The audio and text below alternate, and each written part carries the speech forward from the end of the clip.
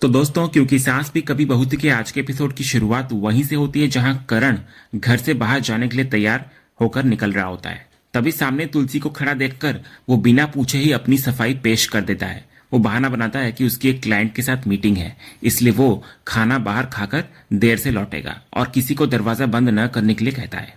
इसके बाद मिहिर उसको प्यार से कम काम करने की सलाह देता है, जिस पर करण मजाक में कहता है कि उसे और ज्यादा काम करना चाहिए। इतना बोलकर वो वहां से निकल जाता है। इधर करण के जाते ही तुलसी भी मिहिर से काम का बहाना बनाकर घर से निकल जाती है। उसका असली इरादा करण का पीछा करना होता है। अगले सीन में करण मालाबार हिल के उसी फ्लैट पर पहुंचता है और डोरबेल बजाता है। तभी कुछ ही दूरी पर तुलसी एक परछाई की तरह छिपी हुई उस पर नजर रख रही होती है। इधर दरवाजा खुलता है और सामने वही महिला नियति खड़ी होती है, जिसकी तस्वीर गौतम ने भेजी थी। इसके बाद वो बड़े ही प्यार और खुशी के साथ करण का स्वागत करती है और उसको अंदर ले जाकर दरवाजा बंद कर देती है। ये देखकर तुलसी के मन में पहला सवाल उठता है कि अगर ये महिला यहाँ रहती है तो कल यहाँ मधु क्यों थी। ये साफ हो जाता है कि कल जो कुछ भी हुआ वो एक सोचा समझा नाटक था। इसके बाद तुलसी हिम्मत करके दरवाजे की ओर बढ़ती है और डोरबेल बजाने ही वाली होती है कि अंदर से आती करण की हंसी की आवाज सुनकर उसके हाथ रुक जाते हैं। इसके बाद वो खिड़की के पास जाकर अंदर झांकने की कोशिश करती है। तभी अंदर का दृश्य उसके दिल को और भी तोड़ देता है, क्योंकि करण नियति के साथ खुशी खुशी डिनर की तैयारी कर रहा होता है और मजाक में पूछ रहा होता है कि सिर्फ 4 लोगों के लिए इतनी सारी प्लेटें क्यों लगाई है। तो करण को उस महिला के साथ इतना खुश और सहज देखकर तुलसी को इधर नंदिनी के शब्द याद आते हैं कि उसने उन दोनों को सिर्फ गले मिलते नहीं बल्कि एक गहरे रिश्ते में देखा था। तभी इतने में तुलसी की नजर दूर उस फोटो फ्रेम पर पड़ती है जिसमें करण और नियति की शादी के जोड़े में तस्वीर होती है।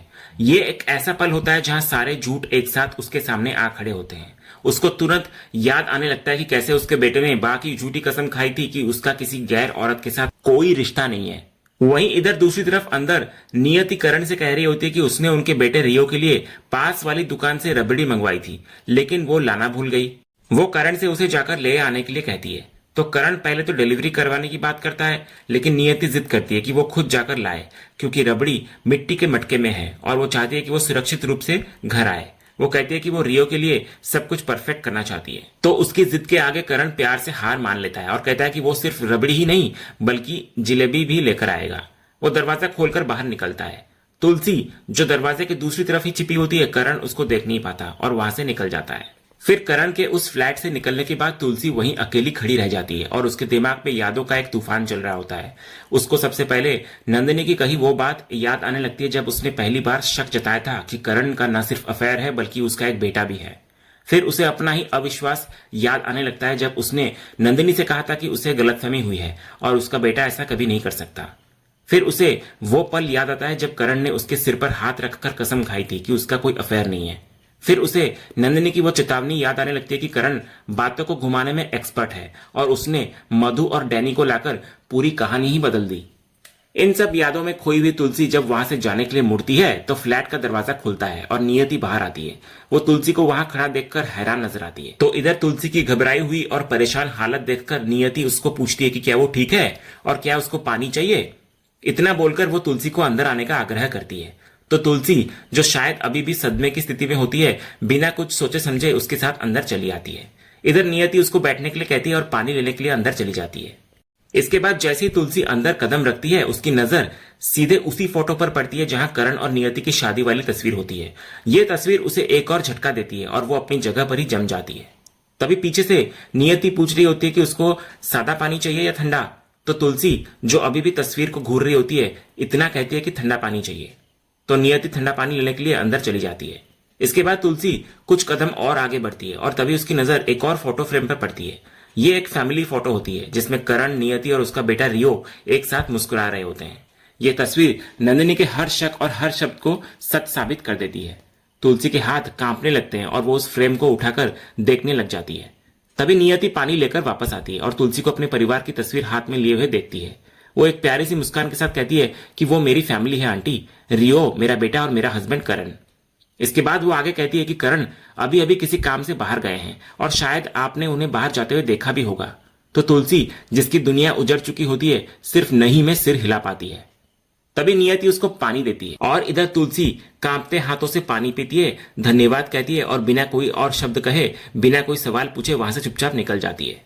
अगले सीन की शुरुआत कैफे से होती है, जहां एक टेबल पर परी, उसकी बेटी गरिमा और उसका दोस्त आर्यन बैठे होते हैं। तभी गरिमा अपना खाना खा रही होती है तो परी एक माँ की तरह उसको थोड़ा जल्दी करने के लिए कह रही होती है। वो उसको याद दिलाती है कि बाहर बारिश हो रही है और उन्हें देर हो सकती है, साथ ही अगले दिन उसको स्कूल भी जाना है। तो इस पर गरिमा बहुत ही प्यारी मासूमियत के साथ जवाब देती है। वो कहती है कि उसका मुंह तो बहुत छोटा सा है, तो वो जल्दी जल्दी कैसे खा सकती है। तो गरिमा की इस बात पर आर्यन को हंसी आ जाती है और वो उसकी तरफदारी करते हुए कहता है कि उसकी बात में पॉइंट है। फिर आर्यन परी की ओर मुड़कर उसको शांत करने की कोशिश करता है। वो कहता है कि यह मुंबई की बारिश है, जो कभी भी शुरू हो जाती है और कभी भी खत्म हो जाती है, तो उसे इतना तनाव लेने की जरूरत नहीं है। तो परी जवाब देती है कि समय पर घर पहुंचना हमेशा एक अच्छी बात होती है। तो इस पर आर्यन उसको थोड़ा छेड़ते हुए कहता है कि क्या उसे नहीं लगता कि वो जीवन में कुछ ज्यादा ही गंभीर हो गई है और उसको थोड़ा चिल करना चाहिए। परी भी उसी के अंदाज में पलटकर जवाब देती है कि क्या उसे नहीं लगता कि वो जीवन में कुछ ज्यादा ही चिल हो गया है, तो उसे थोड़ा गंभीर होना चाहिए। तो उनकी ये प्यारी सी नोकझोंक अचानक तब रुक जाती है जब कैफे में अजय और उसका बेटा सनी प्रवेश करते हैं। सनी अपने पिता का हाथ छोड़कर सीधा दौड़कर परी के पास आता है और उसको गले लगा लेता है। परी भी उससे प्यार से गले लगाकर उसकी तबीयत के बारे में पूछती है, जिस पर सनी कहता है कि अब वो ठीक है। इसके बाद सनी आकर गरिमा को भी गले लगाता है। तभी गरिमा इस मुलाकात से बहुत खुश नजर आती है। वो अपनी माँ को इस सरप्राइज के लिए थैंक यू बोलती है और फिर सनी का हाथ पकड़कर उसे कैफे के गेम जोन की तरफ खेलने के लिए ले जाती है। इसके बाद अब टेबल पर सिर्फ परी, आर्यन और अजय रह जाते हैं। इधर आर्यन और अजय एक दूसरे से औपचारिक रूप से परिचय करते हैं। परी आर्यन का परिचय अपने स्कूल के दोस्त और गौतम के सहकर्मी के रूप में कराती है अजय से। तभी आर्यन को एक फोन आता है और वो बात करने के लिए थोड़ी दूर चला जाता है। इधर अब परी और अजय अकेले रह जाते हैं। अजय, जो अब तक खड़ा रहता है, परी के बैठने के लिए कहने का इंतजार करता है। तो जब परी उसको बैठने के लिए कहती है तब वो बैठता है। उधर दूसरी तरफ आर्यन जिस कॉल पर बात करने गया होता है वो गौतम का होता है। तभी गौतम वहां से सबसे पहले आर्यन को करण पर नजर रखने का काम सफलतापूर्वक करने के लिए धन्यवाद देता है। फिर वो असली मुद्दे पर आता है। गौतम बिना घुमा फिराए सीधे आर्यन से कहता है कि उसने उसे मुंबई एक और कारण से भेजा था। वो आर्यन के सामने परी से शादी का प्रस्ताव रखता है। वो अपनी बात को तर्कसंगत बनाने के लिए कई कारण गिनाता है, जैसे कि दोनों तलाकशुदा हैं और एक दूसरे की स्थिति को समझ सकते हैं, दोनों हम उम्र है और वे एक दूसरे को पहले से जानते हैं, जो एक बोनस है, और उनकी आपस में अच्छी बनती है और वे अच्छे दोस्त भी हैं। इसके बाद गौतम सुझाव देता है कि क्यों ना इस दोस्ती को जीवन भर के रिश्ते में बदल दिया जाए। वो आर्यन से पूछता है कि वो इस बारे में क्या सोचता है। तो आर्यन इस प्रस्ताव से पूरी तरह से चौंक जाता है और कहता है कि उसने इस बारे में कभी सोचा भी नहीं है। तो गौतम कहता है कि अब सोच लो, लेकिन वो उस पर कोई दबाव नहीं डालना चाहता। हालांकि जब आर्यन सोचने के लिए समय मांगता है तो गौतम मजाकिया अंदाज में कहता है कि वो उसे सिर्फ एक दिन का समय दे रहा है। वो उसको सलाह देता है कि वो इस फैसले को दिमाग से नहीं बल्कि दिल से ले, क्योंकि ज्यादा सोचने से कंफ्यूजन बढ़ता है। फिर फोन रखने के बाद आर्यन हैरान होकर खुद से बात करता है कि अचानक सर को ये ख्याल कैसे आ गया। उधर अजय परी पर ताना कसता है कि नए दोस्त मिलते ही वो पुरानों को भूल गई है। तो परी इस बात को इग्नोर करते हुए कहती है कि ऐसा कुछ नहीं है। तभी अजय फिर अपनी माँ के व्यवहार के लिए माफी मांगता है, लेकिन परी कहती है कि वो इस बारे में बात नहीं करना चाहती। वो एक बार फिर अजय से अपनी जिंदगी में आगे बढ़ने और मूव ऑन करने के लिए कहती है। तो इस पर अजय वही शर्त दोबारा रखता है कि वो तभी मूव ऑन करेगा जब परी करेगी।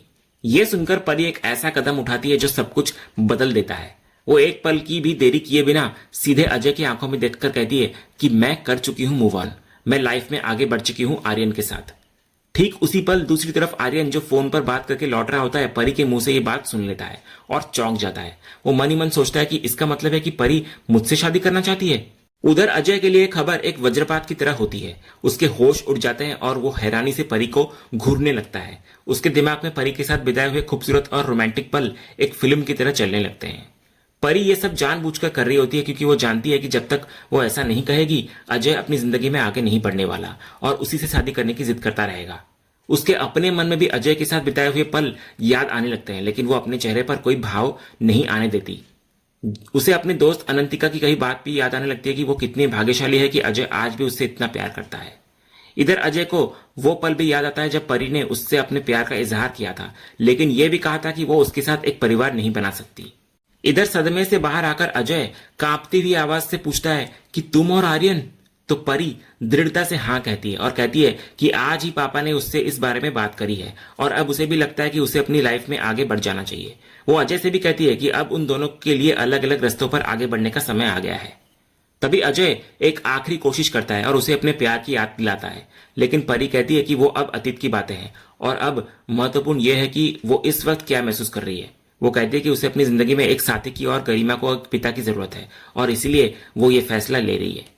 जब अजय पूछता है कि क्या आर्यन भी उससे प्यार करता है, तो परी ईमानदारी से कहती है कि उसे अभी इस बारे में नहीं पता, लेकिन वो अपने फैसले के बारे में निश्चित है। तभी ठीक उसी समय आर्यन, जो अब तक सब कुछ सुन चुका होता है, उनके पास वापस आता है और बहाना बनाता है कि उसे एक जरूरी कॉल आ गया था। तो परी तुरंत स्थिति को संभालती है और कहती है कि वैसे भी वे निकलने ही वाले थे। इसके बाद परी जानबूझकर वहां से जाने की जल्दी करती है। वो आर्यन से कहती है कि वो गरिमा को लेकर आ रही है और तब तक वो पार्किंग से गाड़ी निकाल ले।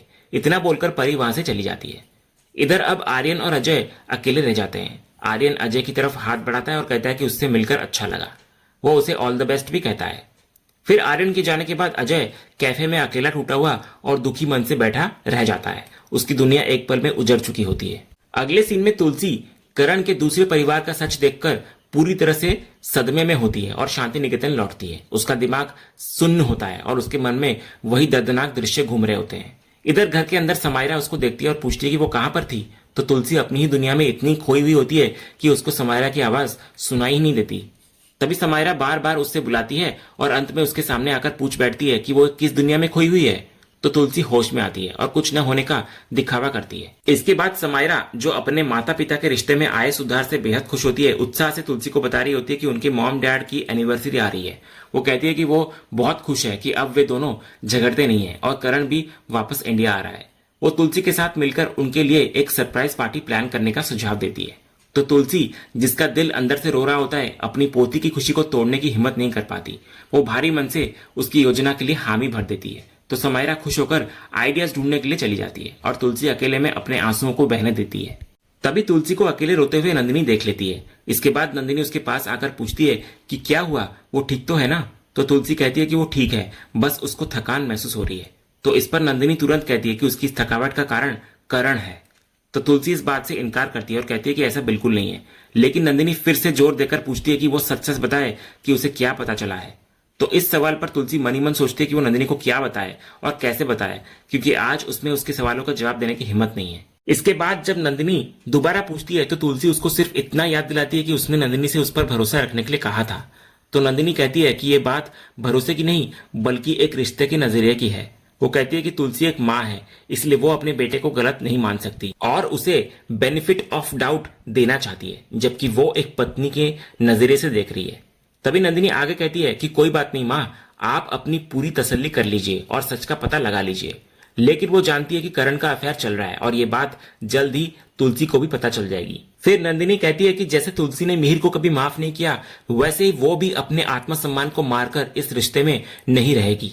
वो कहती है कि वो करण को डिवोर्स दे देगी। इतना बोलकर नंदिनी वहां से चली जाती है। फिर नंदिनी के जाने के बाद तुलसी पूरी तरह से टूट जाती है। वो उदास मन से बा की तस्वीर के पास जाती है और उन्हें पकड़कर अपने दिल का दर्द बयां करती है। वो अपनी बात से कहती है कि उसके हाथों से इस परिवार का एक और रिश्ता टूट रहा है। उसे इस बात का सबसे ज्यादा दुख है कि करण ने उनकी यानी कि बा की झूठी कसम खाई।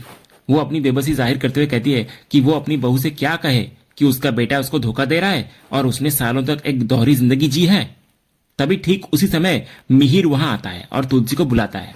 जब तुलसी उसकी तरफ मुड़ती है तो मिहिर उसकी आंखों में आंसू देख लेता है। वो चौंक कर पूछता है, क्या हुआ तुम्हें, तुम रो क्यों रही हो। तो इस सवाल के जवाब में तुलसी सिर्फ खामोश रहती है। उसके पास कहने के लिए कोई शब्द नहीं होते। और इसी खामोश, दर्दनाक और भावुक पल के साथ आज का ये एपिसोड यहीं पर खत्म होता है। तो दोस्तों, आपको आज के एपिसोड का कौन सा सीन सबसे ज्यादा पसंद आया, हमें कमेंट करके जरूर बताएं। अगर आप क्योंकि सांस भी कभी बहुत के फैन हैं और कोई भी अपडेट मिस नहीं करना चाहते तो हमारे इस चैनल को सब्सक्राइब करना ना भूलें और बेल आइकन को भी जरूर दबाएं। हम मिलेंगे अगले एपिसोड के अपडेट के साथ। तब तक के लिए धन्यवाद।